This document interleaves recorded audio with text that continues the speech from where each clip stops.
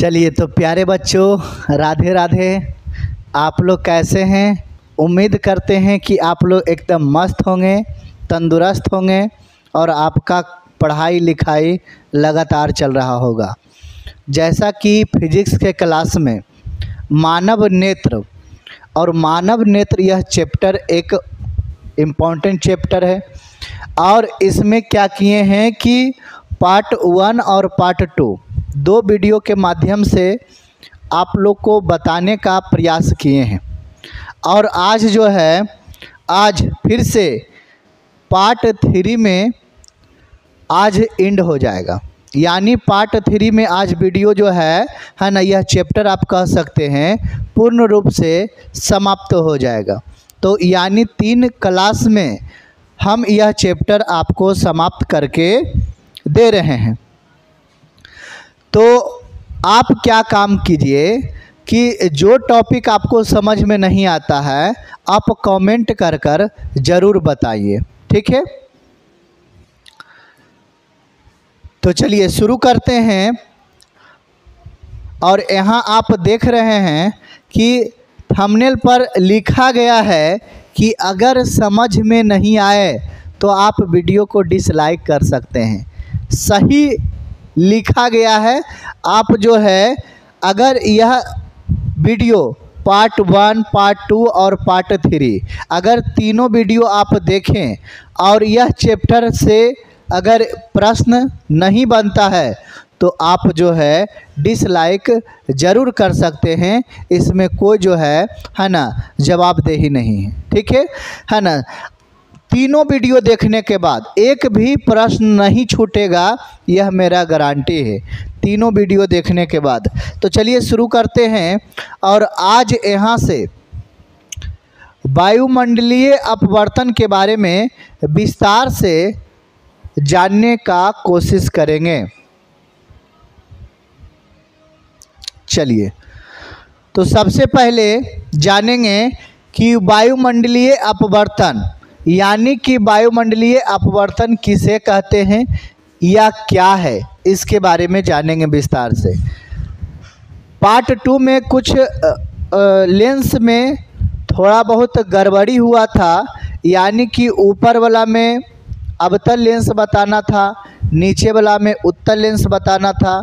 तो गड़बड़ हो गया, नीचे में अवतल बता दिए थे और ऊपर में जो है उत्तल लेंस बताए थे।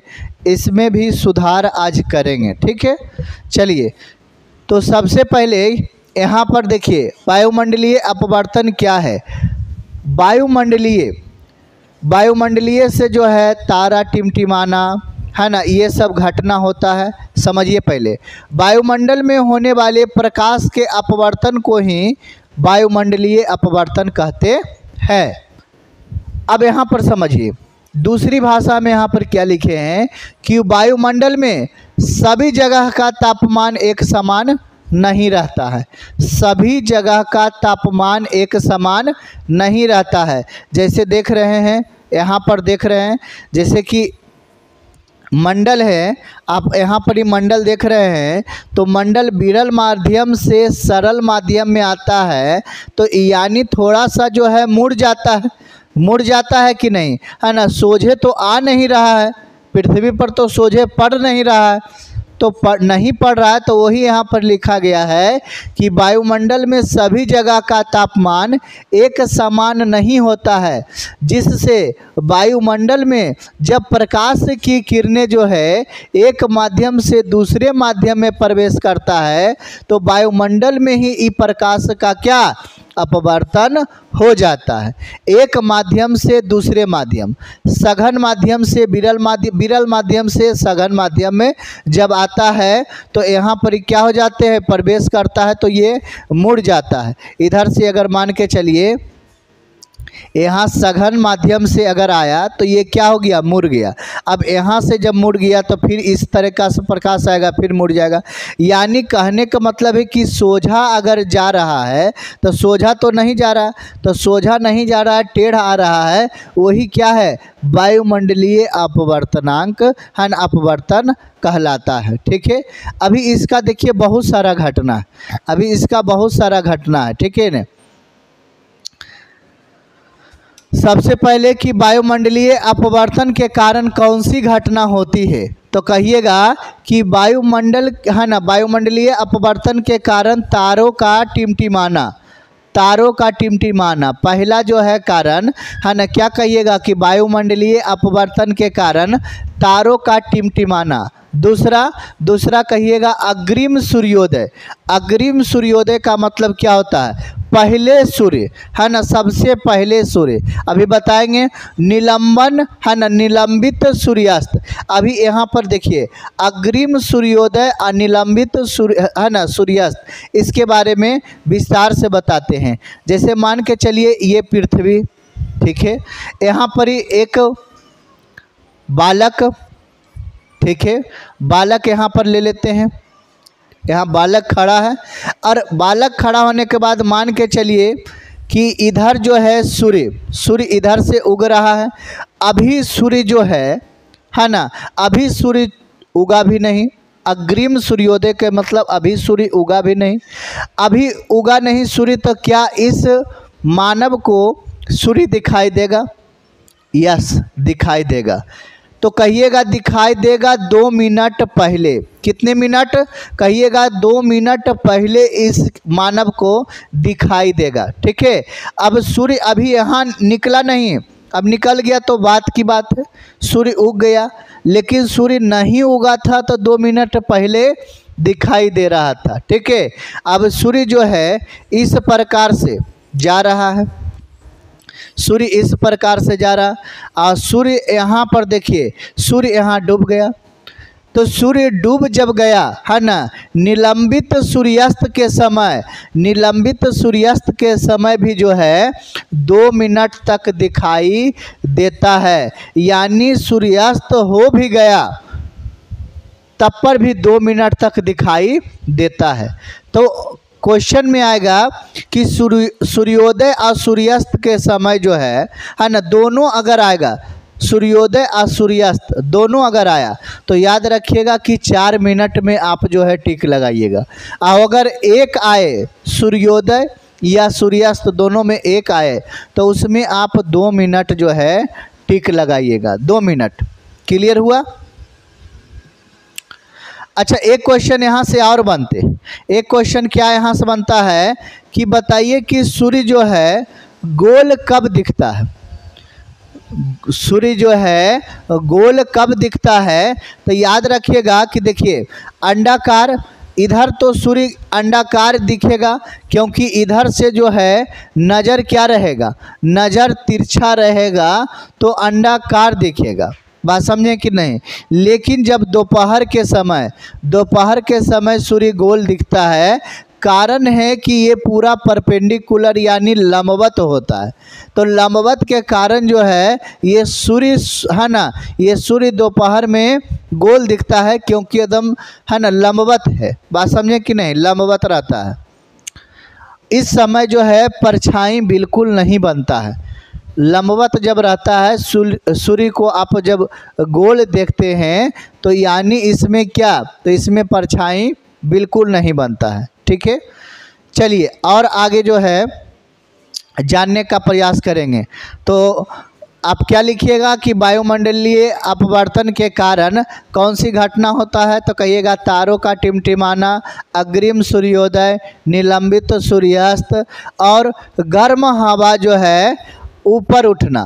गर्म हवा बाष्प बन के जो है हवा जो है ऊपर उठता है। पेड़ से जो है, पेड़ से भी पेड़ से जो है पानी उड़ता है ना, पानी जो है उड़ जाता है बाष्प बनकर। तो गर्म हवा का भी उठना वायुमंडलीय अपवर्तन के कारण होता है, ठीक है। चलिए अब यहाँ पर देखिए, यहाँ पर जो है ये डायग्राम के मदद से आपको बताने का प्रयास किए थे कि सूर्योदय होने से पहले जो है 2 मिनट तक दिखता है, और सूर्य है ना डूब जाने के बाद भी 2 मिनट तक दिखता है। ये डायग्राम में बताने का प्रयास कर रहे थे, ठीक है। चलिए अगला जो आपका टॉपिक है, काफ़ी महत्वपूर्ण टॉपिक, तारे टिमटिमाते नज़र आते हैं, क्यों? तारे जो है टिमटिमाते नजर आते हैं क्यों? आप तो जान ही रहे हैं कि वायुमंडलीय अपवर्तन के कारण जो है तारा टिमटिमा रहा, लेकिन बताइए तो कहिएगा कि वायुमंडलीय अपवर्तन के कारण तारे से निकलने वाली जो होता है प्रकाश की तीव्रता कभी बढ़ता है तो कभी घटता है, एक समान नहीं होता।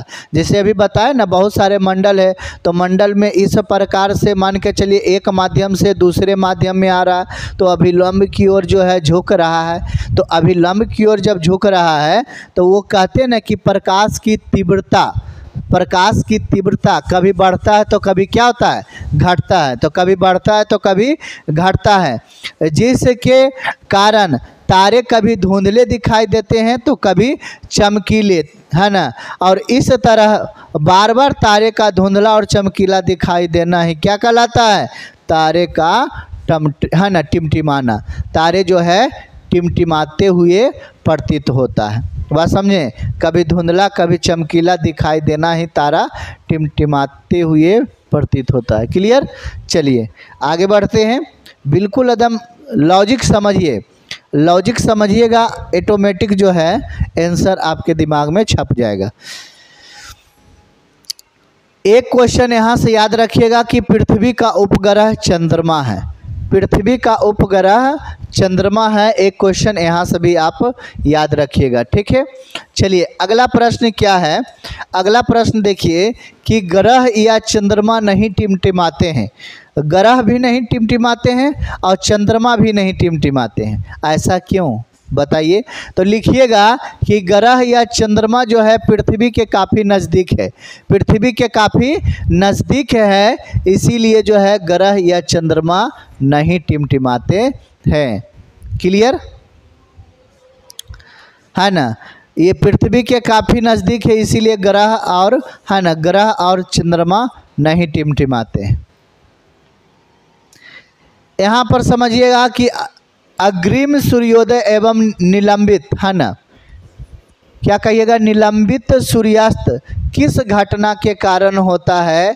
तो कहिएगा यह वायुमंडलीय अपवर्तन के कारण होता है। इसमें एक दिन की जो है आभासी लंबाई 4 मिनट से, है ना, 4 मिनट बढ़ जाती है, 2 मिनट उगने समय और 2 मिनट डूबने समय, लेकिन जब दोनों पूछ दे तो 4 मिनट। याद हो गया? चलिए अगला टॉपिक आपका है, अगला टॉपिक आ रहा है कि सूर्योदय एवं सूर्यास्त के समय सूर्य अंडाकार दिखता है जबकि दोपहर के समय गोल दिखता है, ऐसा क्यों? अभी जस्ट बताएं वही चीज़ को हम लिख देंगे। देखिए क्या लिखेंगे कि सूर्योदय एवं सूर्यास्त के समय वायुमंडलीय अपवर्तन अधिक और असमान रूप से होता है जबकि दोपहर के समय लंबवत प्रकाश की किरणें गिरती है, एकदम पूरे सोज लंबवत प्रकाश की किरणें गिरती है, उस समय छाँव भी नहीं बन पाता है, उस समय छाँव भी नहीं बन पाता है, ठीक है, जिसके कारण वायुमंडलीय अपवर्तन ना के बराबर होता है। यह कारण है कि सूर्योदय एवं सूर्यास्त के समय अंडाकार दिखता है जबकि दोपहर के समय सूर्य गोलाकार दिखता है। समझ गए? यह प्रश्न आप समझें कि मान के चलिए इस प्रकार से यहाँ पर सूर्य रहेगा तो इधर सूर्य रहेगा तो अंडाकार दिखेगा, लेकिन यहाँ पर ही रहेगा तो गोल दिखेगा क्योंकि ये परपेंडिकुलर एकदम लंबवत पड़ेगा, तो लंबवत पड़ेगा तो क्या अंडाकार, है ना, गोलाकार दिखेगा, ठीक है। चलिए अगला प्रश्न भी बहुत अच्छा प्रश्न है, कह रहा है कि प्रकाश का प्रकीर्णन किसे कहते हैं या प्रकाश का परिकीर्णन क्या है, ठीक है। अब इसके बारे में विस्तार से आपको बताने का प्रयास कर रहा है कि प्रकाश का परिकीर्णन किसे कहते हैं या प्रकाश का परिकीर्णन क्या है, इसके बारे में बताइए।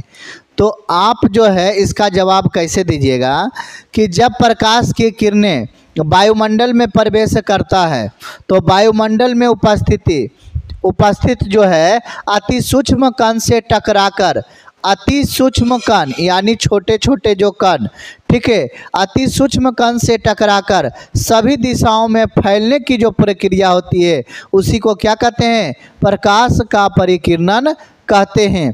दूसरी भाषा में आप समझिए, लिखे हैं क्या कि वायुमंडल में बहुत सारे धूल कण उड़ते हैं।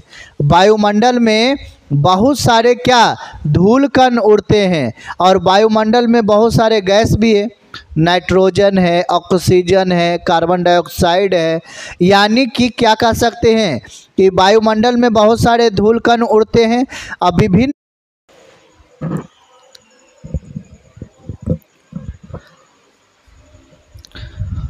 विभिन्न प्रकार के गैस भी यहाँ पर हैं इत्यादि बहुत सारे परमाणु वायुमंडल में ये सब प्रकाश को क्या करते हैं? तो ये सब प्रकाश को अवशोषित कर लेते हैं और इसे फिर क्या करते हैं? चारों तरफ फैला देते हैं। इसी प्रक्रिया को क्या कहता है? प्रकाश का परिकिरणन कहलाता है। यानी वायुमंडल में अभी क्या बताएं? तो वायुमंडल में बताएं कि बहुत सारे धूल कण उड़ते हैं। अब धूल कण के साथ साथ बहुत सारे गैस भी होते हैं। अब यही सब को क्या करता है? अवशोषित कर लेता है और अवशोषित करने के बाद क्या करता है? फिर इसको है ना, अवशोषित करने के बाद फिर इसको चारों तरफ फैला देता है। इसी घटना को क्या कहते हैं? तो प्रकाश का परिकिरणन कहते हैं। क्या आपको समझ में आया प्रकाश का परिकिरणन? चलिए आगे बढ़ें। यहाँ पर याद रखिएगा, दो टॉपिक यहाँ पर याद रखिएगा कि सूर्य का प्रकाश जो है पृथ्वी तक पहुँचने में 8 मिनट 20 सेकेंड लगता है ना। सूर्य का जो है ना, सूर्य क्या कर रहा है कि सूर्य का प्रकाश, सोचिए, सूर्य का प्रकाश पृथ्वी तक पहुँचने में 8 मिनट 20 सेकेंड का समय लगता है, ठीक है। अब इसका अगर चाल पूछ दिया, अगर मान के चलिए अगर इसका चाल पूछ दिया कि बताइए निर्वात में प्रकाश की चाल, तो कहिएगा 3 × 10⁸ मीटर पर सेकेंड होता है ना, पर सेकेंड याद रखिए, ठीक है। यानी 3 × 10⁸ मीटर पर सेकेंड जो है निर्वात में इसका चाल होता है। चलिए अब जो है अगला टॉपिक आपका है कि टिंडल प्रभाव किसे कहते हैं? टिंडल प्रभाव आप आसानी से समझिए। पहले जैसे घर में क्या होता है कि कहीं पर अगर मान के चलिए कि खिड़की भुड़की होगा तो वहाँ से जो है प्रकाश आता है। तो जब प्रकाश आता है तो उसमें देखिएगा कि छोटे छोटे धूल कण रहेंगे, है ना। प्रकाश में क्या रहता है? छोटे छोटे धूल कण रहेंगे, वही टिंडल प्रभाव है। ये टिंडल प्रभाव अगर देखना है तो घर में अंधेला कमरा में बढ़िया से दिखेगा। उसके बाद जंगलों में आप जाकर देखिए, वहाँ भी टिंडल प्रभाव देखने को मिलेगा, ठीक है। तो यहाँ पर टिंडल प्रभाव देखिए, इसका डिफिनेशन कैसे लिखेंगे? इसका डिफिनेशन लिखेंगे कि जब कोलाइड कण प्रकाश की परिकिरणन को दर्शाता है तो इस घटना को टिंडल प्रभाव कहते हैं, ठीक है। एग्जाम्पल में 2 एग्जाम्पल लेकर बताए हैं कि जब अंधेरे कमरे में खिड़की से प्रकाश की किरणें आती है तो इसके रास्ते में क्या धूल कण चमकते हैं। इसके रास्ते में क्या चमकते हैं? तो इसके रास्ते में धूल कण जो चमकते हैं वही टिंडल प्रभाव है, ठीक है। अब इसके बाद एक उदाहरण और ले लिए हैं, धुआं वाला उदाहरण लिए, क्योंकि धुआं में भी टिंडल प्रभाव देखने को मिलता है। कह रहा है कि जब किसी कमरे में धुआं भरा हो और प्रकाश की किरणें आए तो इसके रास्ते में चमकते हुए कण दिखाई देते हैं, यहाँ पर भी टिंडल प्रभाव होता है, ठीक है। ये अंधेले में होता है, बात समझे कि नहीं? चलिए अगला टॉपिक आपका है, बेहतरीन ढंग से इसको आप समझिए कि आकाश का रंग नीला ही क्यों होता है। बहुत अच्छा टॉपिक है कि आकाश का रंग नीला ही क्यों होता है, ठीक है। कहिएगा तरंगदैर्घ्य जिसका है ना, क्या कहिएगा? तरंगदैर्घ्य जितना ज़्यादा होता है उसका परिकिरणन उतना ही कम होता है। सही बात है। लाल रंग का तरंगदैर्घ्य सबसे ज़्यादा, लाल रंग का तरंगदैर्घ्य सबसे ज़्यादा, उसका विचलन क्या होता है? कम होता है, उसका विचलन कम होता है। बैगनी का तरंगदैर्घ्य सबसे कम, लेकिन उसका विचलन क्या होता है? सबसे ज़्यादा होता है कि नहीं? तो उसी प्रकार से याद रखिए कि तरंगदैर्घ्य जितना ज़्यादा होता है उसका परिकिरणन उतना ही कम होगा, तथा जिस रंग का तरंगदैर्घ्य कम होगा उसका परिकिरणन अधिक होगा। इसीलिए बैगनी एवं नीले रंग के प्रकाश का परिकिरणन, कोची देखिए याद रखिए, बैगनी एवं नीले रंग के प्रकाश का परिकिरणन ज़्यादा होता है। नीले और बैगनी रंग का परिकिरणन जो है ना ज़्यादा होता है, लेकिन इसका कहिएगा ये दोनों का तरंगदैर्घ्य, तो ये दोनों का तरंगदैर्घ्य सबसे कम होता है, ये दोनों का तरंगदैर्घ्य सबसे कम होता है। लेकिन बैगनी और नीले रंग का परिकिरणन यानी फैलाव ज़्यादा होता है। अब ये दोनों में अगर बैगनी और नीले में अगर बात किया जाए तो मेरी आँखों को है ना, हम लोग का जो आँख है उसको ज़्यादा कंफर्टेबल कौन सा रंग? बैगनी की नीला? तो नीला जो है ना कंफर्टेबल रहता है, बहुत अच्छा लगता है। तो आप क्या कर सकते हैं कि ये दोनों की अपेक्षा बैगनी एवं नीले रंग के प्रकाश का परिकिरणन ज़्यादा होता है और हमारी आँख बैगनी के अपेक्षा नीला रंग को ज़्यादा देखता है। इसीलिए आकाश का रंग कैसा होता है? नीला दिखाई देता है। क्या आपको समझ में आया कि नहीं आया? आकाश का रंग नीला क्यों दिखाई देता है? कहिएगा कि तरंगदैर्घ्य जितना है ना, जिसका तरंगदैर्घ्य जितना ज़्यादा होता है उसका परिकिरणन उतना ही कम होता है ना, और तथा जिसका परिकिरणन ज़्यादा होता है उसका तरंगदैर्घ्य कम होता है। तब बैगनी और नीला रंग का परिकिरणन सबसे ज़्यादा होता है। लेकिन ये दोनों में भी है ना, क्या कहिएगा कि बैगनी के अपेक्षा नीला रंग मेरी आँखों देखने में ज़्यादा है ना कंफर्टेबल रहता है। इसीलिए है ना, इसीलिए क्या कहिएगा कि आकाश का रंग नीला दिखाई देता है। बात समझे कि नहीं? यह नीला होता है। ठीक है, समझ में आया कि नहीं? चलिए अगला प्रश्न यहाँ पर क्या कर रहा है? अंतरिक्ष यात्री को आकाश काला दिखाई पड़ता है, ऐसा क्यों? अंतरिक्ष यात्री रॉकेट से जाइएगा ना तो वहाँ से भी काला ही दिखेगा। तो अंतरिक्ष यात्री को आकाश काला क्यों दिखता है, इसके बारे में बताइए। तो कहिएगा कि वहाँ वायुमंडल नहीं होता है, वहाँ पर वायुमंडल ही नहीं होता है। तो जहाँ पर वायुमंडल ही नहीं हो तो आकाश जो है, आकाश का रंग काला ही दिखेगा। बात समझ में आया कि नहीं? दूसरा कहिएगा कि जहाँ पर वायुमंडल नहीं हो वहाँ पर प्रकाश का परिकिरणन भी नहीं होगा। बात समझे कि नहीं? वहाँ प्रकाश का परिकिरणन भी नहीं होगा। तो दो चीज़ लिख दीजिएगा, दो यहाँ पर लिख दिए अंतर। अगला प्रश्न कह रहा है कि बादलों का रंग सफ़ेद होता है, बताइए बादलों का रंग सफ़ेद होता है क्यों? बादलों का रंग सफ़ेद क्यों होता है? अच्छा, सफ़ेद रंग पहला तो समझिए, कि श्वेत रंग है ना प्रिज्म से जो होकर जाता है, ये 7 रंगों में जो विभक्त होता है, 7 रंगों में। तो एक चीज़ आप समझिए, 7 रंगों में विभक्त होता है। तो आप कह सकते हैं कि ये श्वेत प्रकाश जो है, ये श्वेत प्रकाश जो है ये 7 रंग से मिल के है ना, 7 रंग के मेल से बना है।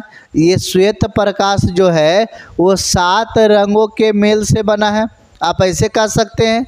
चलिए आगे देखिए यहाँ पर क्या लिखे हैं कि बादलों का रंग सफ़ेद क्यों होता है। तो लिखिएगा कि बादलों का निर्माण सूक्ष्म कणों से बना होता है। बताइए, बादलों का निर्माण सूक्ष्म कणों से है ना, सूक्ष्म कणों का बना होता है। ठीक है, ये सूक्ष्म कण अलग अलग आकार में होते हैं। सूक्ष्म कण एक ही आकार में थोड़ी, अत्यंत सूक्ष्म कण एक ही आकार में नहीं, कोई बड़ा और कोई छोटा होगा। बात समझे? तो अलग अलग आकार में होते हैं, जिसके कारण परिकिरणन का औसत लगभग एक समान हो जाता है। यही कारण है कि बादलों का रंग क्या होता है? सफ़ेद होता है। यही कारण है कि बादलों का रंग क्या होता है? सफ़ेद होता है। समझ में आपको आया होगा। अब यहाँ पर समझिए, यह तो एक हैवी प्रश्न है। क्या है कि सूर्योदय एवं सूर्यास्त के समय सूर्य लाल क्यों दिखाई देता है? सूर्योदय एवं सूर्यास्त के समय सूर्य लाल दिखाई देता है, ऐसा क्यों बताइए, ऐसा क्यों बताना है। ठीक है, तो कहिएगा क्या कि जैसा कि हम लोग जानते हैं कि लाल रंग का तरंगदैर्घ्य सबसे ज़्यादा होता है, लाल रंग का तरंगदैर्घ्य सबसे ज़्यादा होता है, उसका विचलन सबसे कम होता है। ठीक है, जिसके कारण उसका परिकिरणन सबसे कम होता है और वह ज़्यादा दूर तक, है ना, ज़्यादा दूरी तय करता है। इसीलिए सूर्योदय एवं सूर्यास्त के समय सूर्य लाल दिखाई देता है। क्या आपको समझ में आया? कहिएगा, लाल रंग का तरंगदैर्घ्य सबसे ज़्यादा होता है, उसका विचलन सबसे कम होता है, इसीलिए जो है वो दूर तक दिखाई देता है। तो सूर्य का, है ना, तो सूर्योदय और सूर्यास्त के समय सूर्य लाल दिखाई देते हैं। ठीक है, चलिए आगे बढ़े। अगला प्रश्न, ये तो कितना हैवी प्रश्न है, ये बहुत अच्छा प्रश्न। देखिए क्या कहिएगा, खतरे का संकेत लाल ही क्यों होता है? क्या कहिएगा, खतरे का संकेत लाल ही क्यों होता है?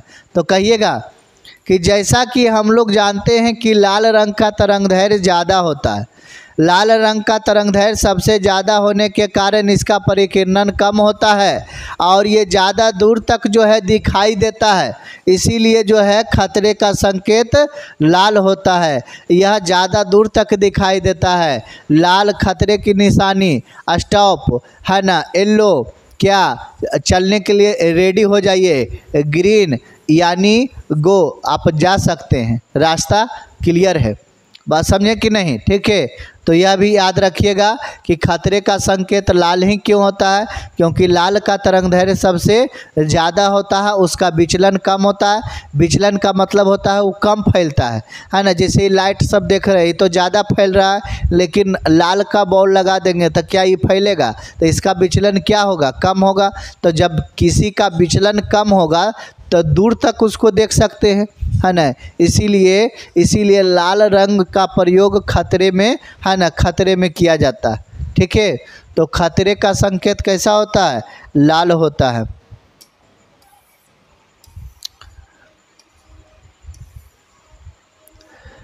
अगला प्रश्न देखिए क्या कह रहा है कि निकट दृष्टि दोष क्या है, इसका उपचार कैसे किया जाता है?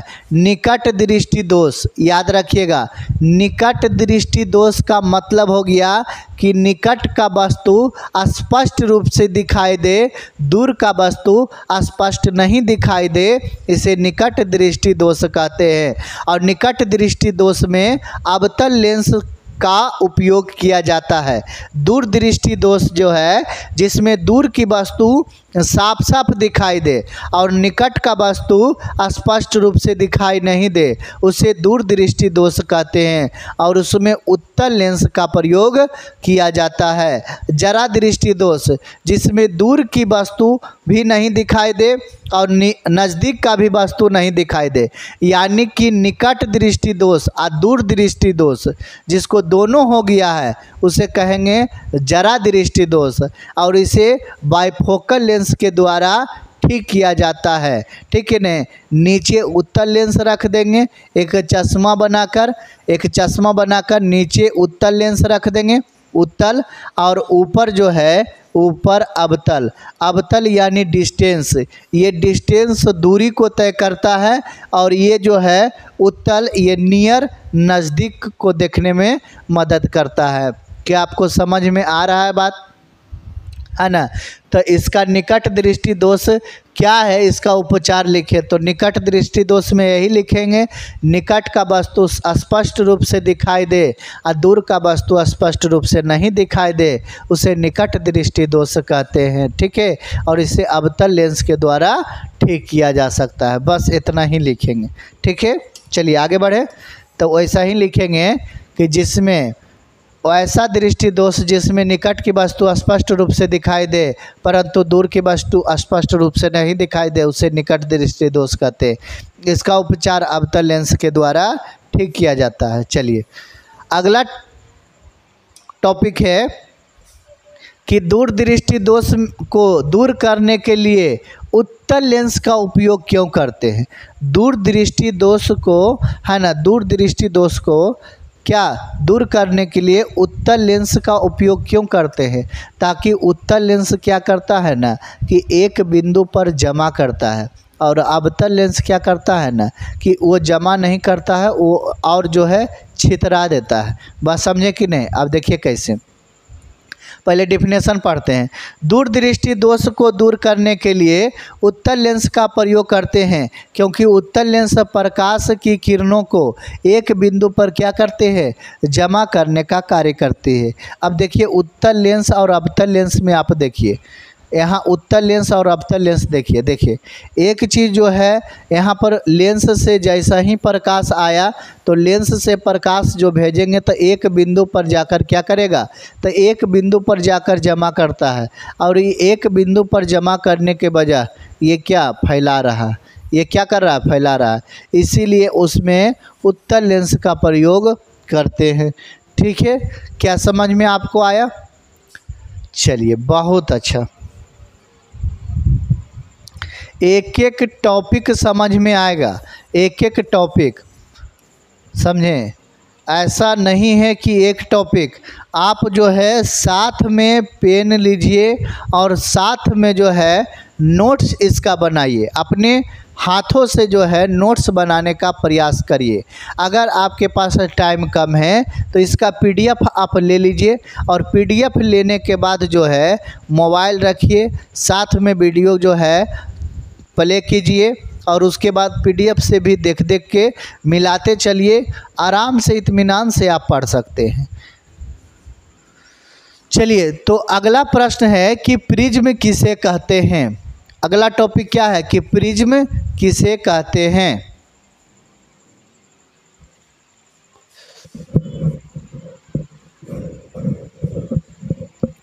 चलिए तो क्या कहिएगा प्रिज्म के बारे में, है ना। प्रिज्म के बारे में कहिएगा कि प्रिज्म जो है कांच का बना हुआ होता है, पारदर्शी, है ना, पारदर्शी। ठीक है, कांच का बना हुआ पारदर्शी रहता है और इसमें जो है 5 सतह होते हैं। इसमें कितने सतह, 5 सतह। तो चलिए पढ़ते हैं। प्रिज्म कांच का बना एक ऐसा पारदर्शी माध्यम है जो 5 सतहों से घिरा होता है, उसे क्या कहते हैं, प्रिज्म कहते हैं।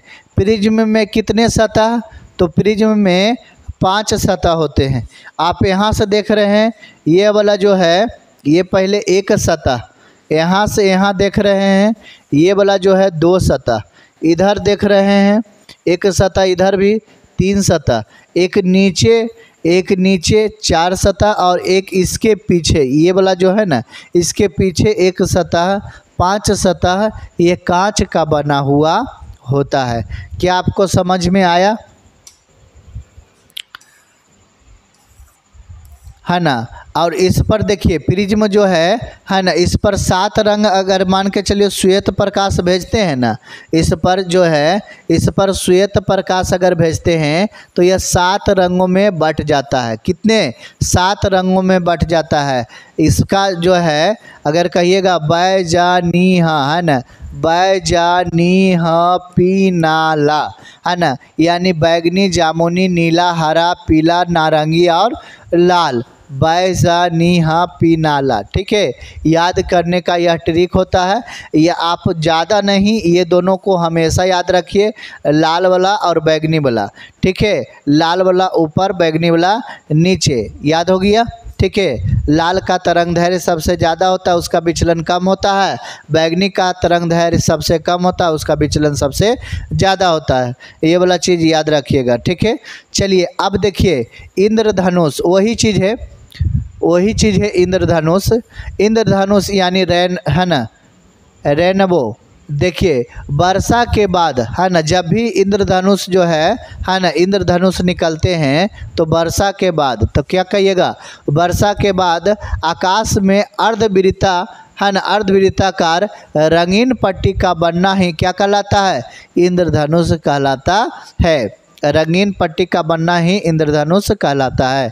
यह वर्षा के बाद होता है, ठीक है। और इसमें 2 प्रकार के होते हैं। अब कहिएगा इंद्रधनुष कितने प्रकार के, तो कहिएगा इंद्रधनुष 2 प्रकार के होते हैं। यहाँ पर देखिए एक लाइन में कि इंद्रधनुष का निर्माण वर्षा की बूंदों में श्वेत प्रकाश का वर्ण विक्षेपण से होता है, ठीक है। यहाँ पर कहिएगा कि इंद्रधनुष 2 प्रकार के होते हैं। एगो प्राथमिक इंद्रधनुष, वैसा इंद्रधनुष जिसका ऊपरी भाग लाल और एवं निचली भाग क्या होती है, बैगनी हो, है ना, उसे क्या कहते हैं, प्राथमिक इंद्रधनुष कहा जाता है। अब देखिए सबसे पहले ऊपरी भाग, ऊपर वाला भाग क्या होना चाहिए, लाल होना चाहिए, और नीचे वाला भाग क्या होना चाहिए, बैगनी। आपको डायग्राम दिखाते हैं, आप ज़्यादा समझ पाइएगा, ठीक है। आपको डायग्राम दिखाएंगे, आप ज़्यादा समझ में आएगा आपको। देखिए अभी यहाँ डायग्राम से देखिए प्राथमिक कौन सा है, ऊपरी भाग लाल और निचली भाग बैगनी, प्राथमिक हो गया। और द्वितीयक कौन सा है, जिसका ऊपरी भाग बैगनी और निचली भाग क्या है, लाल, वो हो जाएगा कौन सा, वो हो जाएगा द्वितीय, ठीक है। समझ में आया दोनों डिफिनेशन, एगो प्राथमिक एगो द्वितीयक। जिसका ऊपर वाला भाग लाल रहे प्राथमिक, जिसका ऊपर वाला भाग बैगनी रहे, है ना, उसको क्या कहिएगा, द्वितीयक, ठीक है। चलिए आगे बढ़ें। तो द्वितीयक में वैसा ही लिखिएगा कि वैसा इंद्रधनुष जिसका ऊपरी भाग क्या बैगनी तथा निचली भाग क्या रहे, लाल रहे, उसे क्या कहते हैं, द्वितीयक इंद्रधनुष कहते हैं, ठीक है। चलिए आगे अगला टॉपिक यह जो है काफ़ी इम्पोर्टेंट यह प्रश्न है। क्या इम्पोर्टेंट है कि प्रकाश का वर्ण, वर्ण का मतलब क्या होता है, वर्ण का मतलब यहाँ शॉर्ट में लिखे हैं कि वर्ण का मतलब रंग होता है और विक्षेपण का मतलब होता है बिखर जाना। विक्षेपण का मतलब क्या होता है, बिखर जाना होता है, ठीक है। तो आप क्या कहिएगा कि प्रकाश का वर्ण विक्षेपण है ना किसे कहते हैं, प्रकाश का वर्ण विक्षेपण किसे कहते हैं, तो कहिएगा सूर्य का प्रकाश जब 7 रंगों में बट जाता है, सूर्य का प्रकाश जब 7 रंगों में बट जाता है, इसी घटना को प्रकाश का वर्ण विक्षेपण कहते हैं। इसी घटना को क्या कहते हैं, प्रकाश का वर्ण विक्षेपण कहते हैं। सूर्य का प्रकाश जब 7 रंगों में बट जाता है ना, सूर्य का प्रकाश प्रिज्म से होकर जाएगा, सूर्य का प्रकाश तो 7 रंगों में बट जाएगा। तो जब 7 रंगों में बट जाता है तो इसी घटना को प्रकाश का वर्ण विक्षेपण कहा जाता है, ठीक है। सूर्य का प्रकाश 7 रंगों में बट जाना ही वर्ण विक्षेपण कहलाता है, ठीक है। चलिए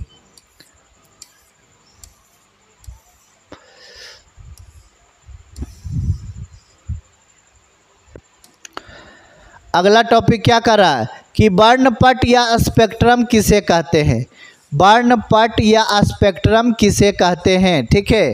वर्णपट या स्पेक्ट्रम किसे कहते हैं,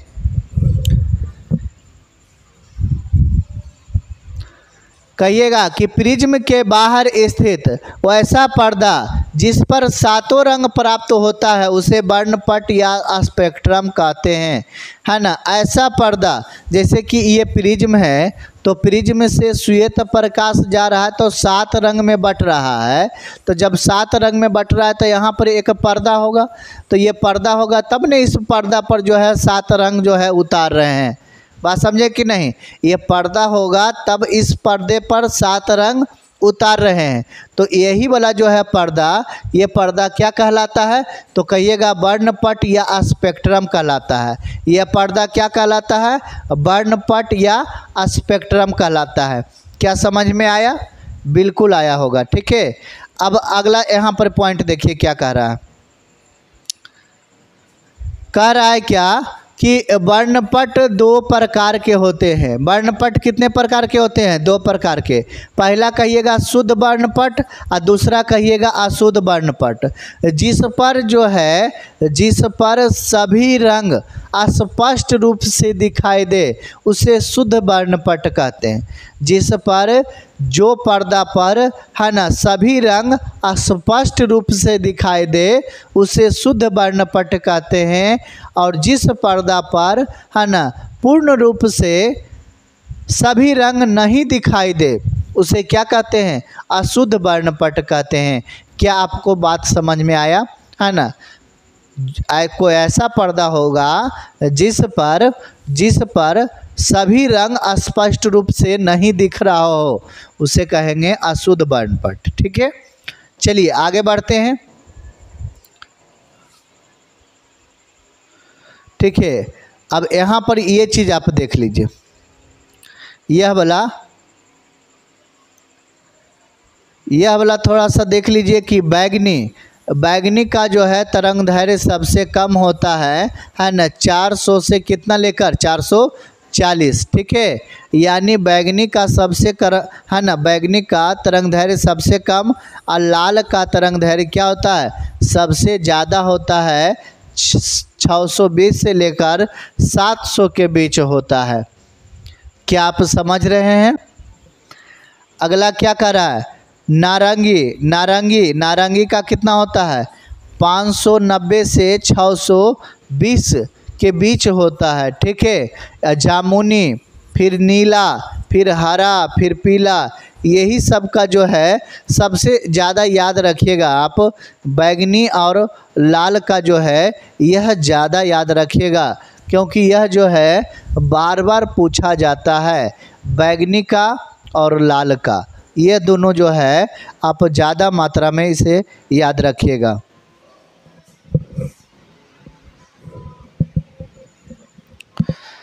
ठीक है, चलिए आगे बढ़ें।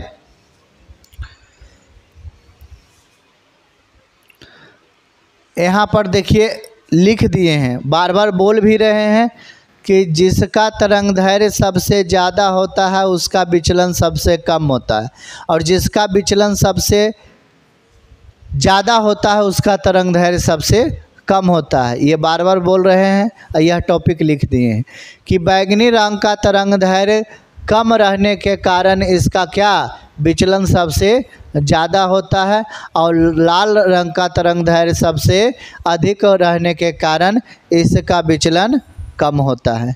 बात समझे? एक एक टॉपिक को बताने का प्रयास कर रहे हैं, है ना। ऐसा यह चैप्टर में एक टॉपिक भी नहीं ऐसा रहेगा कि छोड़ देंगे, सारा टॉपिक को बताने का प्रयास करेंगे। अगर आप तीनों वीडियो देखे हैं और अगर इससे प्रश्न नहीं बन रहा है, ऐसा हो नहीं सकता है। सारा ऑब्जेक्टिव, सारा सब्जेक्टिव, सभी प्रश्नों को आप ईमानदारी पूर्वक से बना सकते हैं, बशर्ते कंस्ट्रेंट होकर यह वीडियो को देखना पड़ेगा। ईमानदारी पूर्वक से आप वीडियो को सही ढंग से आप देखिए, है ना। गप नहीं कर कर डायरेक्ट जो है ईयरफोन लगाइए और नोटबुक निकालिए और जो जो इम्पोर्टेंट चीज़ है, अगर आपको लगता है कि यह इम्पोर्टेंट चीज़ है तो आप आराम से जो है इस चीज़ों को आप लिख सकते हैं। ऑफलाइन वाले क्लासों में अगर इतना पढ़ाई नहीं हो पाया तो आप ज़रूर इस वीडियो के माध्यम से पढ़िए। अब अगर हो गया है तो आप डायरेक्ट यह वीडियो को सुन लीजिए। क्या जिस प्रकार से ऑफलाइन वाला सर बताए हैं क्या मैच कर रहा है या उससे ज़्यादा है या उससे कम है, सभी चीज़ आप गेस करिए और कमेंट करके ज़रूर बताइए। कम तो बिल्कुल नहीं होगा, यह मेरा गारंटी है, क्योंकि बुक से टोटली चीज़ एक एक करके छापे हैं, एक एक करके, एक टॉपिक भी नहीं छोड़े हैं। ताकि अगर नहीं छोड़ने का कारण है कि हो सके वही पूछ दे, हो सके वहाँ से ही ऑब्जेक्टिव निकले, तो इसीलिए एक एक टॉपिक को पढ़ के विस्तार रूप से यहाँ पर ही है ना PDF में देने का काम किए हैं। ठीक है, इसीलिए जो है 3 क्लास लगी है, आप देख सकते हैं कि 3 क्लास। अब यह जो है एक लास्ट प्रश्न है कि श्वेत प्रकाश 7 रंगों का मिश्रण है। जो बार बार हम बोल रहे हैं कि श्वेत प्रकाश 7 रंगों का मिश्रण है, तो इसे जो है एक प्रयोग द्वारा आप दिखाइए। प्रयोग द्वारा दिखाइए, इसको बताइए कि सही में जो है यह ये श्वेत प्रकाश 7 रंगों का मिश्रण है। बताइए, समझें कि नहीं? ठीक है,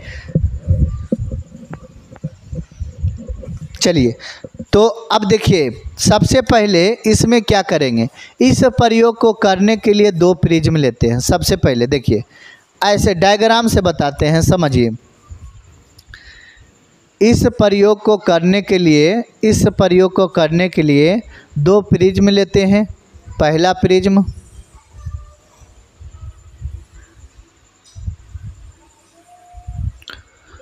और दूसरा प्रिज्म।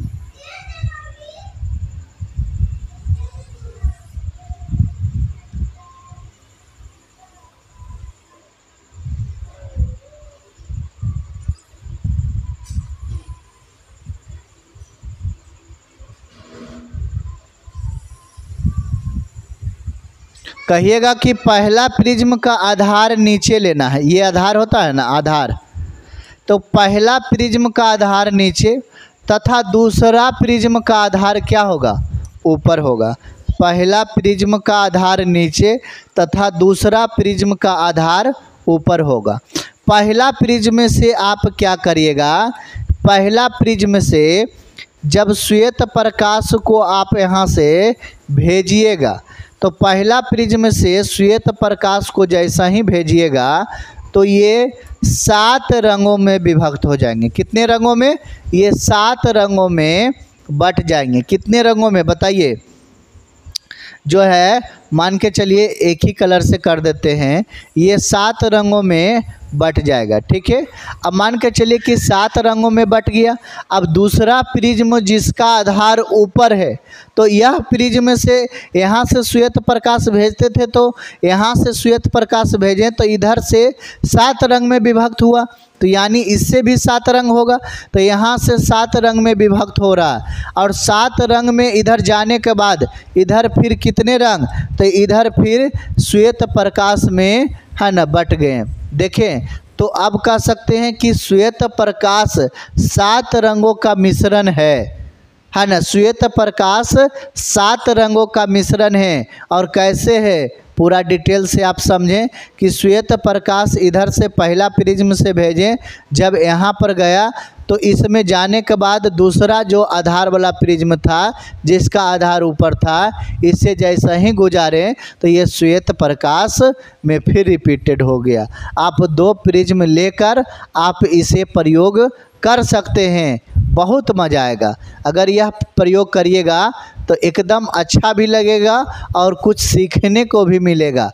प्रैक्टिकल कर कर समझिए, बात समझें, प्रैक्टिकल कर कर समझिए, क्योंकि चीन में प्रैक्टिकल कर कर बताया जाता है स्कूल में। चीन में देखे हैं ट्यूशन होता है, वहाँ ट्यूशन नहीं होता है, बात समझे, ट्यूशन नहीं होता है। वहाँ जो है स्कूल का शिक्षा इतना बेहतरीन है कि स्कूल में ही सारा चीज़ थ्योरी से ज़्यादा प्रैक्टिकल कर कर के बताया जाता है, बात समझे, वहाँ ट्यूशन नहीं होते। ठीक है, तो यानी कि थ्योरी से ज़्यादा अगर आप प्रैक्टिकल करके देखते हैं तो और भी बेहतरीन ढंग से आपको समझ में आएगा। अब ये जो चीज़ बताए हैं इसी को खाली लिख देना है, जो बताएं आपको इसी को लिखना है। क्या लिखना है कि श्वेत प्रकाश, क्या लिखना है कि श्वेत प्रकाश 7 रंगों का मिश्रण है। ठीक है, श्वेत प्रकाश 7 रंगों का मिश्रण है। इसे एक प्रयोग द्वारा दिखाइए, तो क्या लिखिएगा कि इस प्रयोग को करने के लिए 2 प्रिज्म लेते हैं और पहले प्रिज्म का आधार नीचे तो दूसरे का आधार ऊपर रहता है, जैसा कि चित्र में आप देख सकते हैं। जब पहले प्रिज्म से श्वेत प्रकाश को भेजा जाता है तो वर्ण विक्षेपण होने के कारण वह 7 रंग में बट जाता है। वह कितने रंग में, तो वह 7 रंग में बट जाता है। जब 7 रंगों का अपवर्तन दूसरे प्रिज्म से होता है तो वह एक बिंदु पर जाकर क्या हो जाता है, जमा हो जाती है और श्वेत प्रकाश दिखाई देती है। इस तरह से इस प्रयोग से पता चलता है कि श्वेत प्रकाश 7 रंगों का मिश्रण है। श्वेत प्रकाश 7 रंगों का क्या है? मिश्रण है। क्या आपको समझ में आया? बिल्कुल बिल्कुल।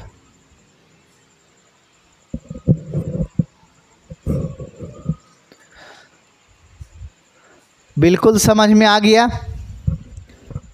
यहाँ पर यह जो प्रश्न था काफ़ी महत्वपूर्ण प्रश्न, इसे आप स्टार लगा लीजिए, स्टार लगा लीजिए। ये VVI प्रश्न है और इसे आप प्रैक्टिकल करके चेक भी कर सकते हैं यह प्रश्न को। अब यह चैप्टर से एक भी प्रश्न नहीं छूटा, यह मेरा गारंटी है। आप जो है बुक लीजिए, कोई सा भी बुक लीजिए, NCERT बुक लीजिए या भारती भवन का बुक लीजिए, दोनों बुक से देखिए क्या एक भी टॉपिक छूटा है।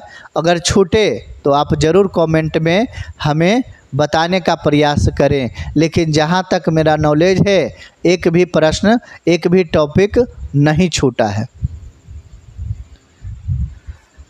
तो यह वीडियो आपको कैसा लगा कमेंट कर कर ज़रूर बताइए। और अब चलेगा इसका ऑब्जेक्टिव प्रश्न। काफ़ी बेहतरीन ढंग से यह ऑब्जेक्टिव प्रश्न बताने का प्रयास करेंगे। यह ऑब्जेक्टिव प्रश्न क्या लिखें कि इस चैप्टर से बस इतना ऑब्जेक्टिव, इस चैप्टर से जितना ऑब्जेक्टिव बताएंगे वो काफ़ी महत्वपूर्ण ऑब्जेक्टिव VVI ऑब्जेक्टिव बताएंगे। बहुत VVI, मज़ा आएगा इस चैप्टर का ऑब्जेक्टिव पढ़कर। एक एक चीज़ों को विश्लेषण कर कर के बारीकी से बताने का प्रयास करेंगे, विस्तार ढंग से बताने का प्रयास करेंगे। तो यह चैप्टर आपको कैसा लगा एक कमेंट आप ज़रूर करिए। प्लीज़ रिक्वेस्ट है कि आप एक कमेंट, है ना, एक कमेंट ज़रूर कर कर बताइए। अगर आप कमेंट करते हैं तो उत्साह मिलता है और उत्साह से हौसला मिलने के बाद और भी, है ना, बेहतरीन ढंग से बताने का प्रयास करते हैं। और अगर आपको लग रहा है कि नहीं सर कुछ दिए हैं, अच्छे पढ़ा रहे हैं, तो चैनल को सब्सक्राइब कर दीजिए। इसमें आपको पैसा बिल्कुल नहीं लग रहा है, सिर्फ आपका प्यार दुलार है। आप चैनल को सब्सक्राइब कर दीजिए अगर आपको अच्छा लग रहा है तो, ताकि नोटिफिकेशन है ना आपके मोबाइल पर सबसे पहले जाए, इसलिए कह रहे हैं।